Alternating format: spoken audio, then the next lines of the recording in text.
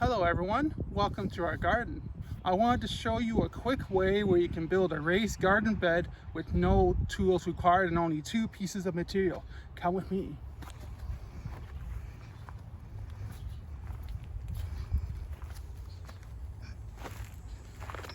Welcome to our site for our next garden bed.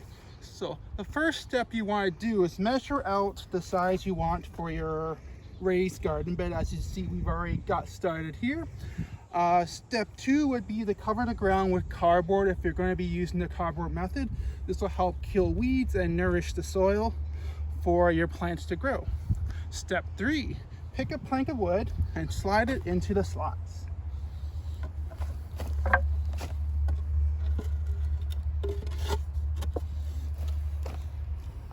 Slide like that.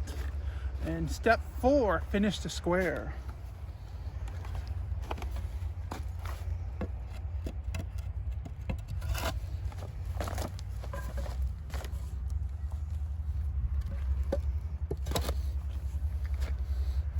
And there you have it, a brand new garden bed in under 5 minutes. We'll put the price breakdown up in the video in this top corner here. Thanks.